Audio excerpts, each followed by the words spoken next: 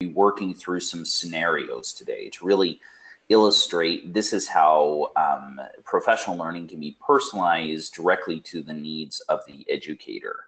So that is the focus today. I would love to know where you all are from. So if you don't mind taking a moment and just putting in the question box where you are from, what role you play. I really love to know the participants who are with us today. So where you are from and what role you have in your organization. So please take a moment and share that. And I will acknowledge you as I see that you're participating today. So this is a topic I really love. And the reason why I'm so intrigued by the idea of personalizing professional learning is that when you study human nature, when you study how people naturally learn and improve their skill set, the natural approach is personalized, you know, and one of the things I love talking about is hobbies. You know, how someone engages in their hobby. In fact, let's do that actually. If you don't mind, because I'm going to be using hobbies as a parallel reference point to a personalized approach to professional development. So I would love to see you list what is your hobby. So in the answer box, just go ahead and type what your personal hobby is. I'll give you a moment for that.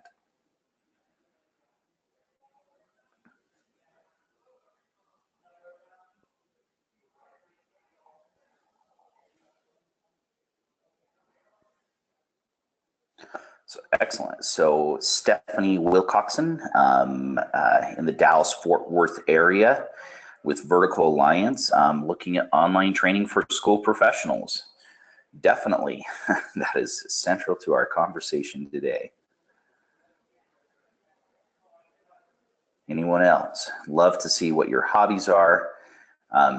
So, you know, your role, where you're joining from, and what a personal hobby is.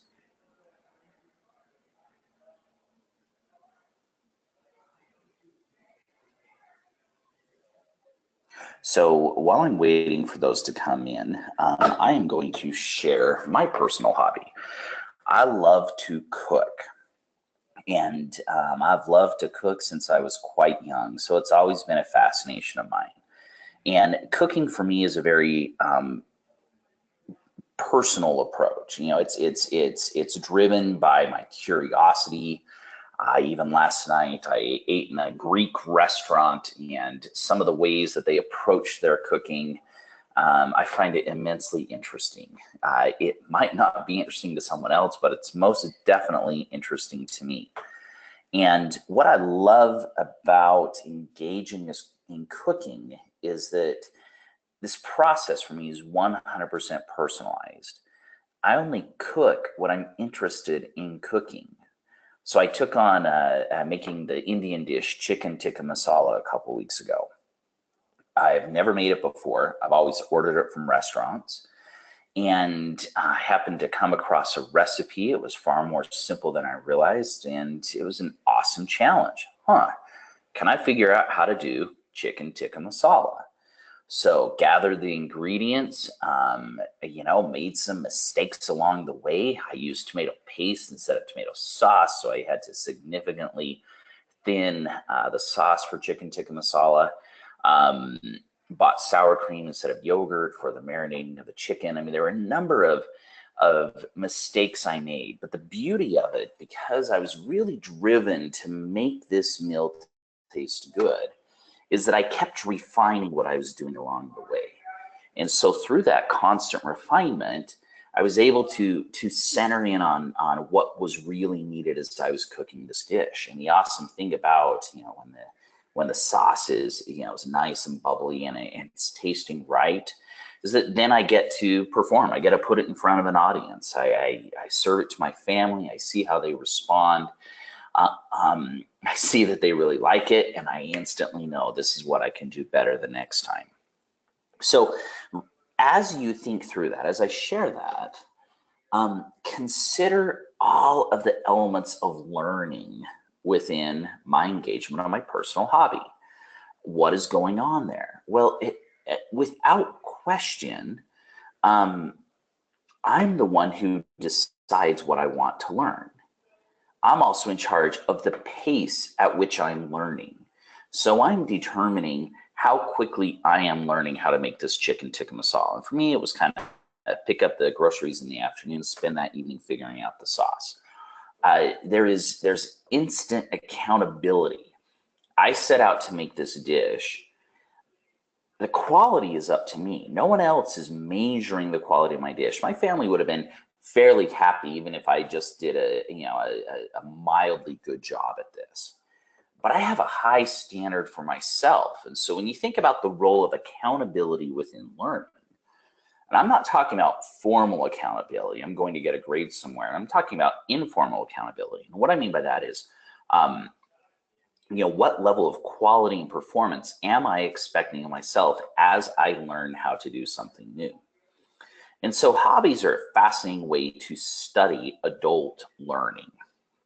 So moving through this, kind of shifting this back towards schools, I have this framework here, and I'd love to just walk through this with you. So this is how I illustrate a traditional approach to professional development. So, professional development has always begun by the system, be it the district or regional center, the state, even a school level leader determining this is going to be our PD approach. So this year we are going to work on formative assessment. It's our theme for this year. So the district establishes, or the system establishes, what professional development is going to be worked on. Then that PD is designed. There's some sort of design process that goes on. Stephanie, in your work, you're looking at instructional design components of online learning. So that professional development is designed with an expected set of outcomes, but those outcomes tend to be driven more by the topic rather than by the learner. So if this is our particular topic, what outcomes would we like to see if we were to spend time on this topic? And so there's kind of a target established. This is the goal of the professional development. Then that professional development is delivered to the teacher, and it could be delivered to the teacher through a workshop, some sort of a presentation, could just be a video, an online course, whatever it is. It's assigned to the teacher signs up for it, teacher engages in it. Then there's some sort of evaluative component at the end of this. And really, the evaluative component is primarily in professional development participation. Did you actually show up? Did you give the time necessary? So, and Ruby, don't worry, I'm going to get to this question about how do you personalize your PD needs to meet district and state requirements. But I have to frame it within this traditional sense first so that we can see how we've typically approached professional development. So let's shift this to the personalized or centered to the teacher approach. And Ruby, this is when we get into your question.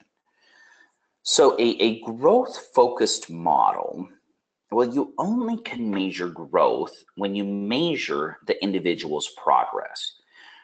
Growth is very hard to measure in a macro sense, where I'm looking across, an entire staff at a school or all second grade teachers within my district. But professional learning that is growth focused is fundamentally centered on the needs of the individual teacher. And so there are several components. How is it that we can craft this professional development to really serve this particular teacher? And so these are our 4 areas that I propose you can look at to really center PD on the teacher. So the first one is, fundamentally, you begin with an assessment of the teacher's needs. What skills is the teacher good at?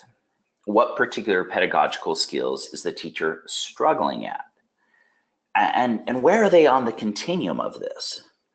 And so it's not just a question of, do I see good classroom management or not in the teacher's classroom? I might see a teacher that in terms of classroom management is very good at the procedures and routines, but is really struggling in terms of building strong relationships with the students and establishing that relationship of trust.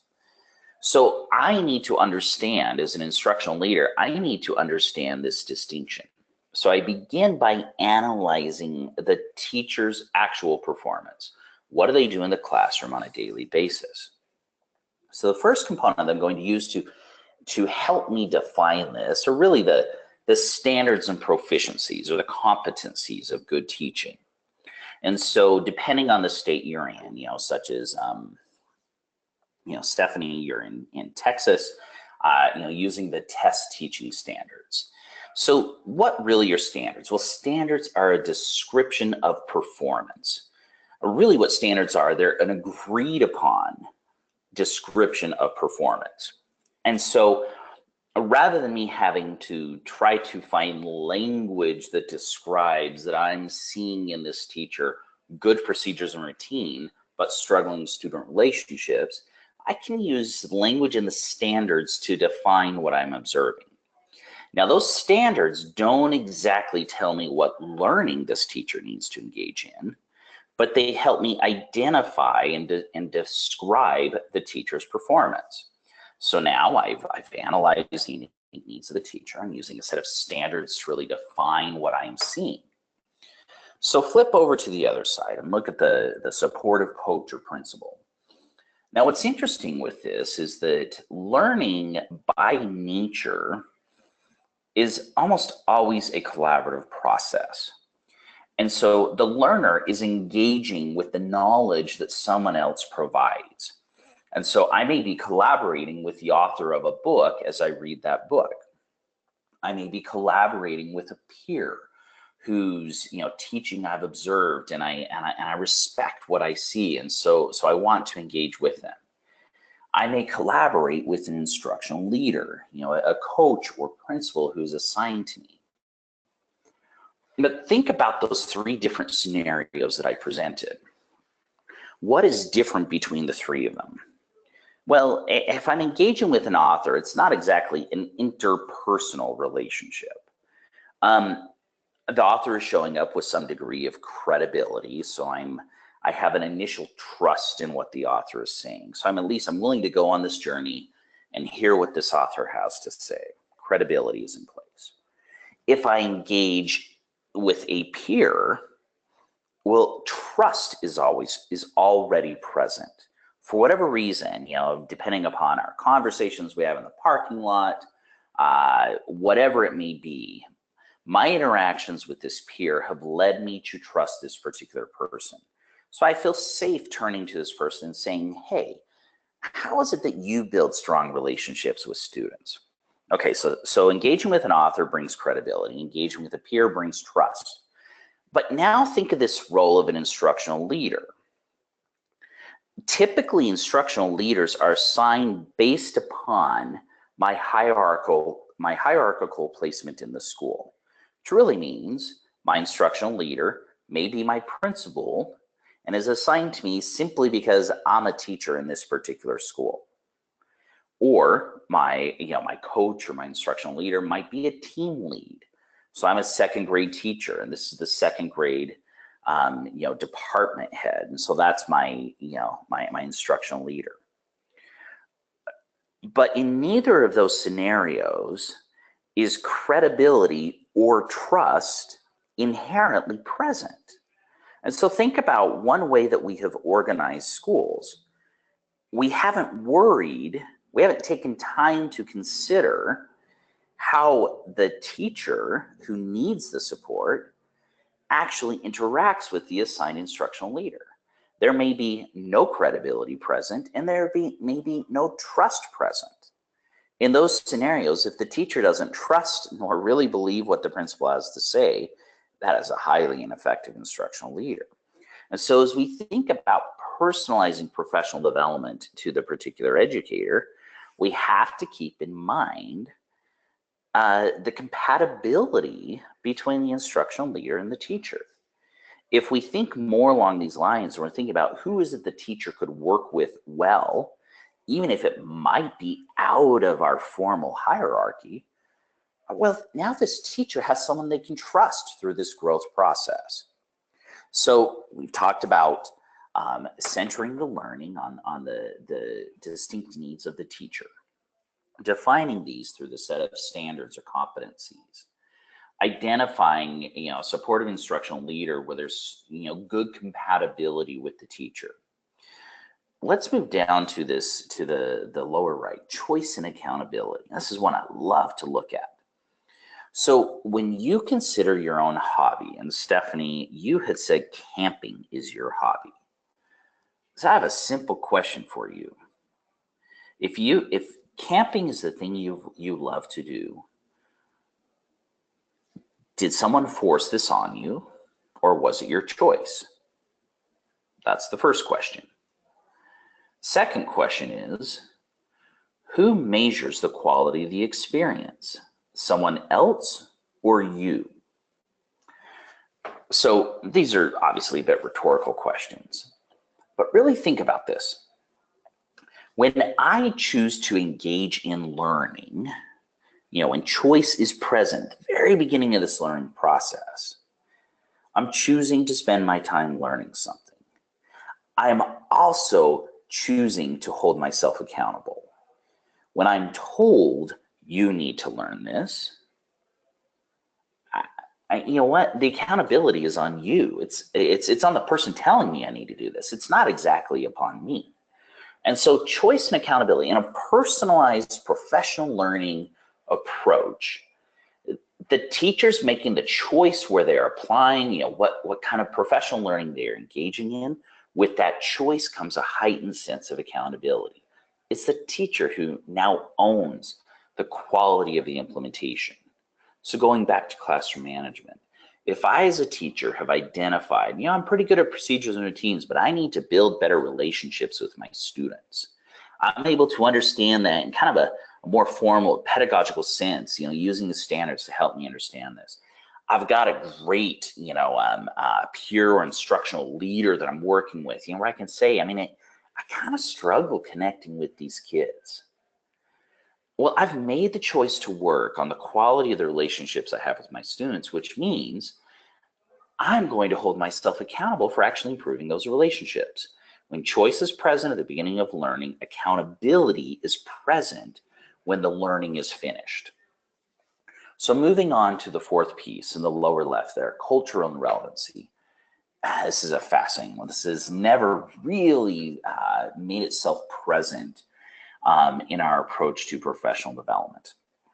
And so when you consider culture and relevancy, I think about students in the classroom. When we talk about cultural relevancy in the classroom, what we're aiming for is that the learning is reflective of the experiences, the background, and the history of the students.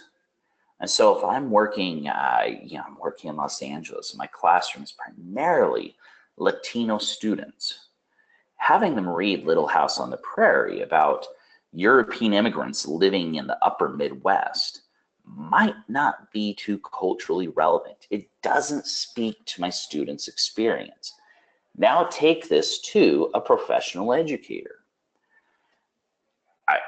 Let's take the scenario we're talking about building great relationships. Well, what if I'm one of these teachers who never really connected with school? I became a teacher so other students don't, can enjoy school. They don't have my experience. I may never have experienced a great relationship with a teacher. That's relevant to me. And so I need to experience some of that. I may have come, I might have grown up as an English language learning student. And so I always felt this great distance between me and my teachers. Well, if my professional learning I'm engaging in does not reflect my background and experience, I might not fully engage because it seems as though it's disconnected from my needs, from my reality. So I know this is fairly, abstract in its approach, but I think it's a really important frame for us to consider when we're trying to personalize professional learning to the teacher. Understand the teacher's needs, using the standards and competencies to define their performance, finding truly supportive coaches or instructional leaders, letting choice be present at the beginning, accountability present at the end, but then making sure that the learning really reflects who this learner actually is. So this is a background. So as I talk to you, we're going to go through some scenarios. So I'm going to go back to cooking, my hobby. I'm going to walk you through a scenario using these same graphics to describe how a traditional approach to learning how to cook might work and how a more personalized approach to learning how to cook might work. So let's say that cooking pasta. My family loves eating pasta. I need to learn how to make pasta. Well, so I'm walking through the grocery store, and here where I live in Salt Lake City, we have a grocery store called Harmon's. Yeah, great grocery store, and they have these cooking classes. So the cooking class is established, and I see that Thursday night at 6 p.m. there's going to be a class on cooking pasta. I sign up for it. When I sign up for this class, I pay the $20, whatever it is. I show up. The recipe is posted. This is the recipe that we're going to cook tonight. I enter the room. I'm working with one of the master chefs who's employed by this grocery store in order to teach me. They demonstrate how they cook the pasta. They demonstrate their unique, tricks of the trade with how they make the sauce. I see them actually, I'm seeing them pull out this perfect al dente pasta, and they've shared how they get it to that point. I see them mix the pasta with the sauce.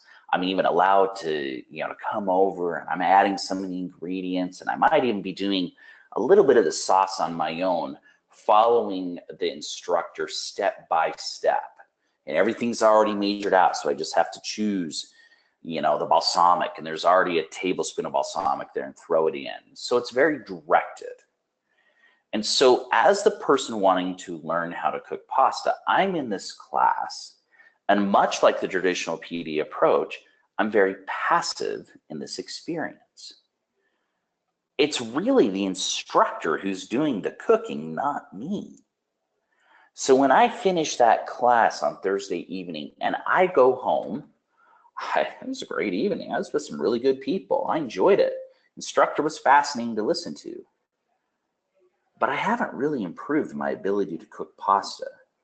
I've garnered some additional knowledge, but have I really applied it? I mastered it. So that would be a traditional approach to learning how to cook pasta. So let's look at a more personalized approach. So again, my family really loves pasta. I want to learn how to make it. This is right up front. I love pasta. And I don't know why, but every time I cook pasta, I think I'm pretty good at sauces, but my pasta still doesn't taste good. So one of the things I need to do is I need to be able to turn to resources. How am I going to be able to gauge where it is that I'm weak in my cooking of pasta? Well, one of the things to turn to, amazingly, there are actually standards out there about cooking, and I'm going to pull one up right here. So this is actually a set of standards, really evidence-based performance levels that's published actually for school cooks. And so the fascinating thing, if you were to take the time in here, this is all talking about how I cook good pasta. Not meeting standard. Pasta is either hard and crunchy or mushy and formless. Oh my gosh, my pasta is always mushy and formless. Isn't that interesting? Okay, so now I've identified a specific need. I want to become effective at cooking pasta. And through this approach, I've identified my pasta is mushy. Like I said, my sauces tend to be all right, but my pasta is mushy. Okay, when I think about the good cooking and how it's defined, my problem is pasta al dente. I'm not cooking my pasta al dente. So I'm using, this desired output of the meal I'm trying to cook to define where I need to work. Well, one of the things, there may be someone I know who cooks great pasta. It might be my grandma or my mother. Could be my spouse, could be a friend down the road. He served this amazing spaghetti at one point.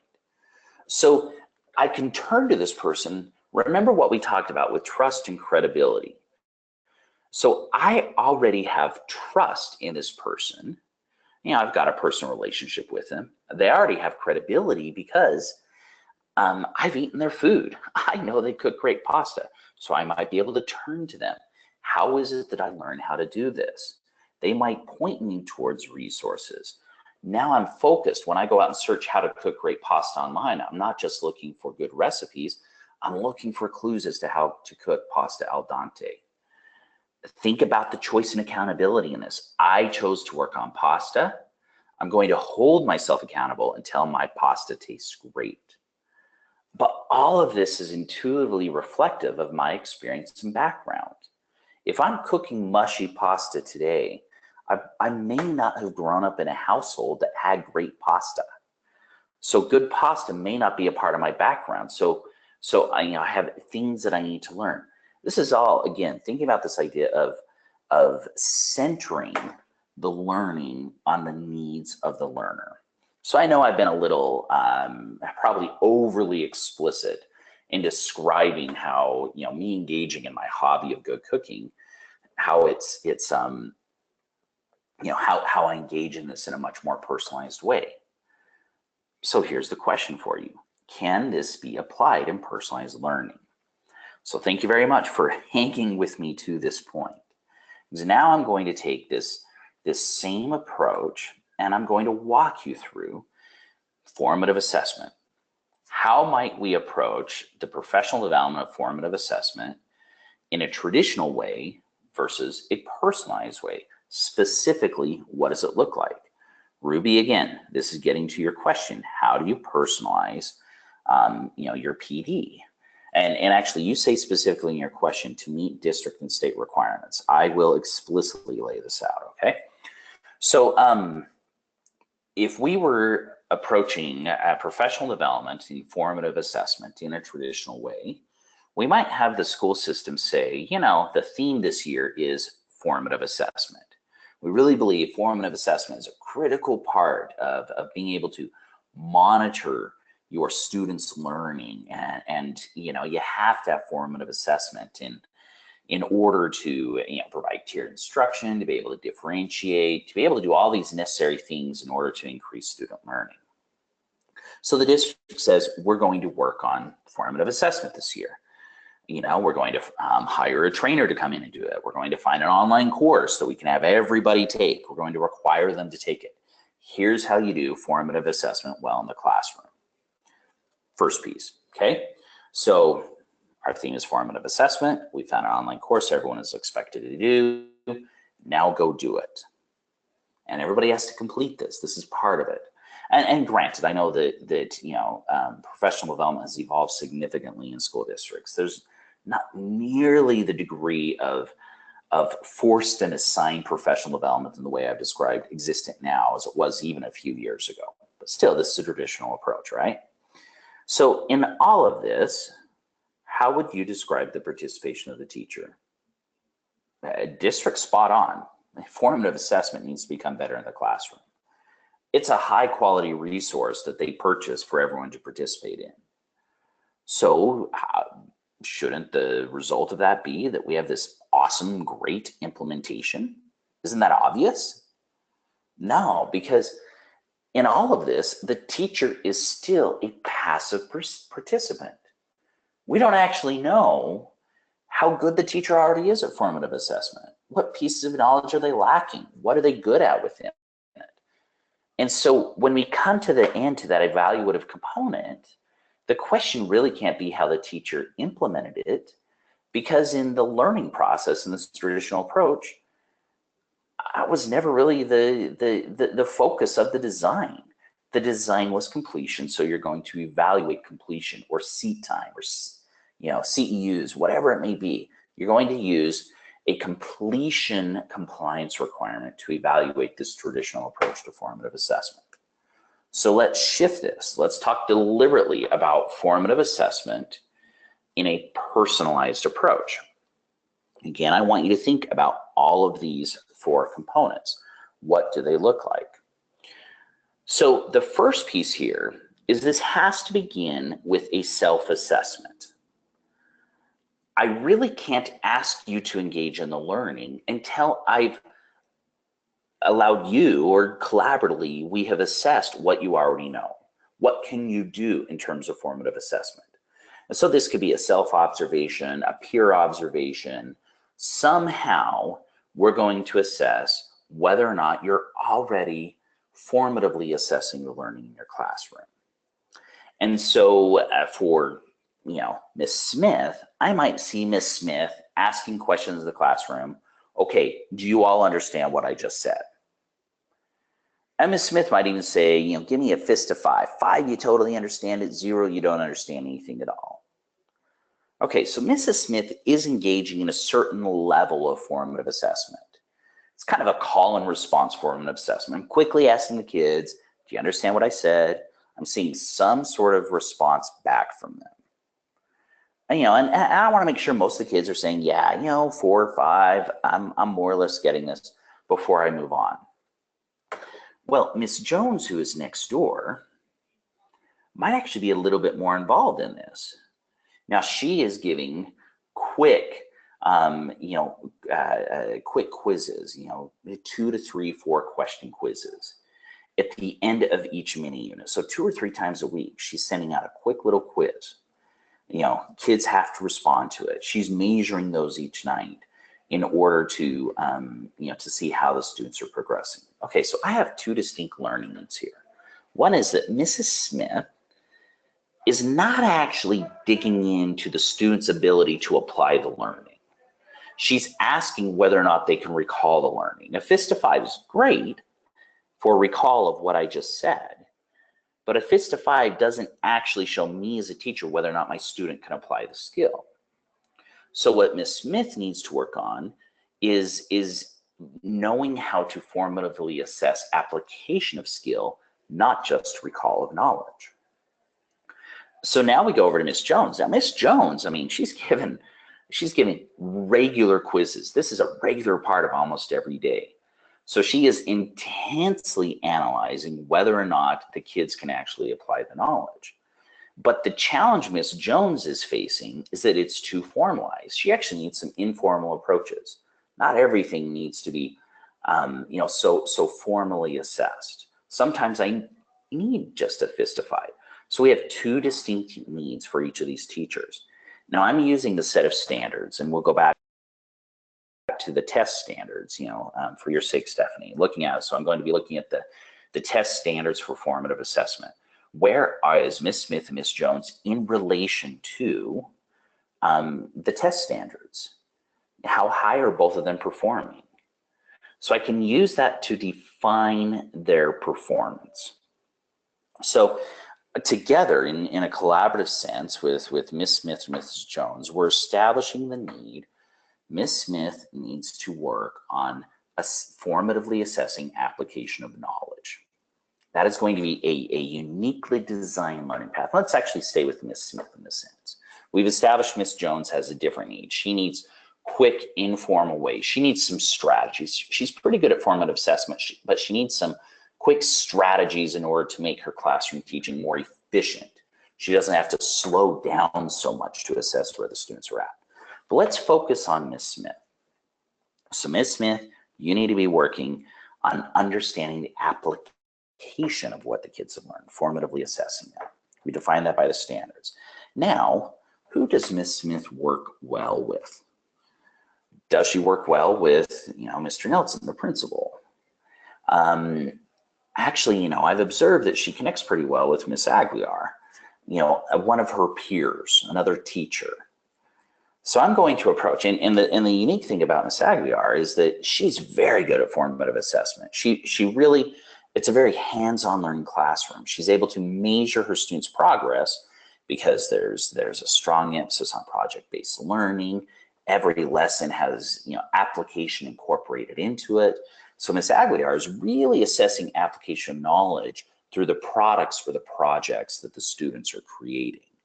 Okay, so I'm going to ask Ms. Aguiar if she would mentor Ms. Smith through this process. So now we've established a collaborative relationship around this, and I know that Ms. Smith trusts Ms. Aguiar. Well, in their conversation, one of the things that Ms. Aguiar is talking about is that, I really came to understand this more. I needed to see what project-based learning looks like in the classroom. And so she's talking about a few years ago when she really learned how to do formative assessment, she realized she needed to change her lesson design in order to more accurately assess a student's application.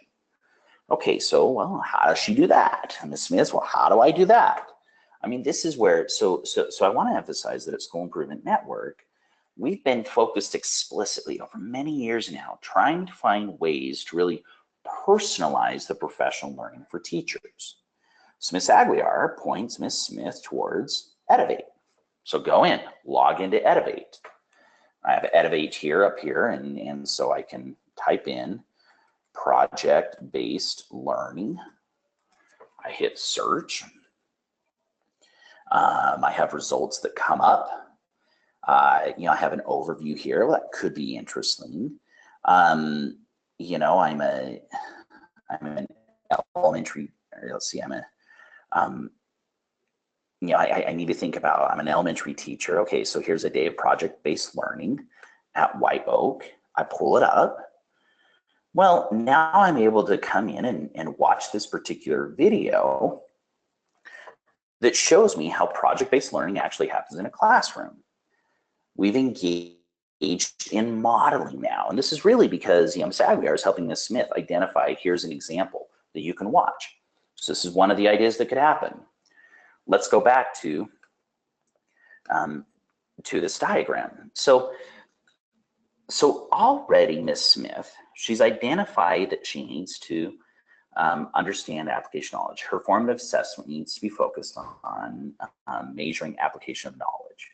I understand that formally by looking at the standards and competencies. I'm working with, Ms. Smith is working with Ms. Aguiar, who is coaching her through this process. It's a trusted peer, credible evidence. This might also include an observation in the classroom. So Ms. Smith is going over and watching Ms. Aguiar do this. So Ms. Smith is now engaged in this learning process because of the supportive coach. She's working specifically on looking at application of knowledge. She's learned from Edivate, what this looks like. She wants to try one of these in the classroom. And she wants Ms. Aguiar's support in terms of looking at how am I doing. Well, this is also where Edivate comes into the picture in terms of really personalizing the professional development. And so one of the tools that Edivate provides is called review. And the awesome thing about review, sorry, let me actually get to it here. So if I'm a part of a group, and I'm going to take you into one of the groups here. There's a tool in Edivate called Review. And what Review allows is that I can actually videotape myself teaching and upload it.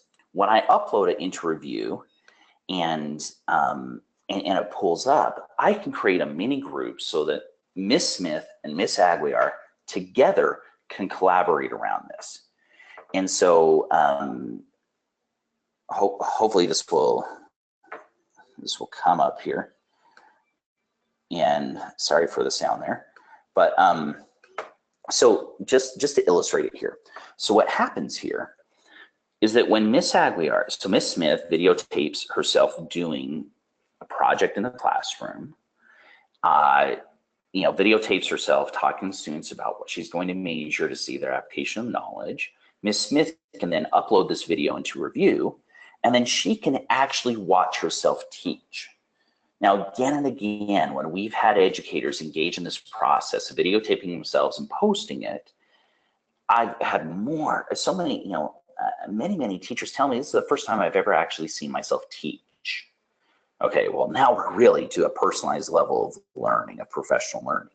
So Ms. Smith is now watching herself teach, and she sees herself quickly jump to conclusions in terms of the student's application of knowledge. Oh my gosh, I didn't give the student really time there to respond to me. You know, I kind of stood back from the table and just took notes instead of really looking down at the product the student was actually creating. Well, Ms. Smith can go in there and annotate with a timestamp where she sees herself doing well and where she needs to work on. But Ms. Aguiar can also come onto this and likewise give feedback to Ms. Smith's actual classroom. They can even invite Ms. Jones to come back into this, and now we're really going to be a peer collaborative. And so Ms. Smith is now engaged with trusted peers who are helping her analyze her actual teaching. Using technology to provide this is far more effective even than an in-class observation, because if Ms. Smith or Ms. Aguiar and Ms. Jones walk into Ms. Smith's classroom to do a 5-minute observation, well, they may or may not see everything that's going on. Ms. Smith is suddenly conscious of other people being in the room. You've thrown off the performance a little bit. The biggest thing is learning, that classroom experience happens very fast. And so Ms. Jones, Ms. Aguiar may not have the time to capture all the details. But through this review process, when you think about the personalized nature of it, Ms. Jones, Ms. Aguiar, as they're reviewing Ms. Smith's teaching, they can pause it, rewind it, think about it, really craft a good response. So this all goes back to this supportive nature, coming back to this diagram. And again, think about how we are personalizing this professional learning through this process. So let's talk about the choice and accountability in this. Ms. Smith collaboratively identified, I need to figure out how to measure students' application of knowledge. That's what I need to work on formative assessment. She's working on it. So she had choice up front in this process. She has engaged in learning on her own. She decided on her own she wanted to try to implement this. She videotaped herself and put it up. What level of accountability does Ms. Smith now have for effectively implementing the formative assessment component of analyzing application of knowledge? Ms. Smith owns this. She wants to, now that she's been practicing this, she wants to re-videotape herself, post it again, see if her peers are now giving her, more acknowledgement. Yeah, you're doing better at this. Wow, this is a lot better than the last time. Okay, and within all of this, because this has been so personalized to Ms. Smith's needs, it's highly relevant to Ms. Smith's experience. Remember what I talked about in the discussion between Ms. Aguiar and Ms. Smith. Ms. Smith had never done project-based learning. Had never really experienced it back when she was a student. Well, that is relevant. That's a relevant part of Ms. Smith's background. She needed to see other teachers doing it. She somehow needed to experience it herself. Likewise, Ms. Smith might be a bit more of an introverted learner. She doesn't naturally go towards collaborative learning. That's why she doesn't really go towards collaborative projects in the classroom. It's not her more natural way, but obviously her students need that. So, but as Ms. Smith can acknowledge that, as the professional learning is reflective of Ms. Smith's tendencies, Ms. Smith is more supported within this model of personalized professional learning. So I know that I've shared a lot here, and this has just been, more an overview of moving towards a personalized approach to professional development. But it's critical. So I hope that you'll engage in future webinars that we've done. We also have some of the webinars we've done in the past where we start breaking down some of these needs, these personalized needs of the teacher into a skill level approach. Because if we can design professional learning down to the level of the skill, it's like cooking pasta al dente. Well, now we're giving teachers entry points to engage in professional learning that is deliberately focused on their immediate need. And what we're seeing is that the efficiency of professional learning skyrockets when we do this. So again, this is a bit of an overview to this personalized process, but I hope you join us in the next one where we dive deeper into how we dive deeper, we dive deeper into how a growth system works in professional development. So I want to thank you all for joining us here today, and I would love to see additional questions you might have. And I will hang on for a few minutes here, answer any questions you have, and then we'll sign off until the next time. So please feel free to post your questions in the question box.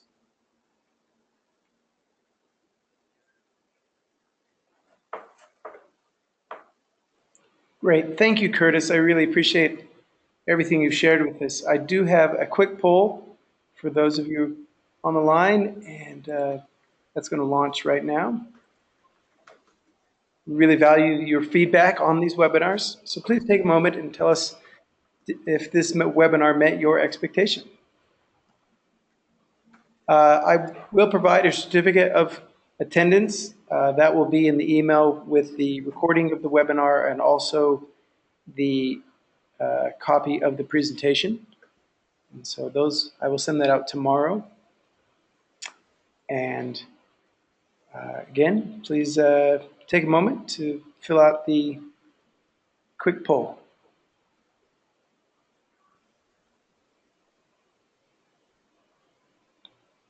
And feel free to, if you have further comments, please just send them in the questions feature and we will address those.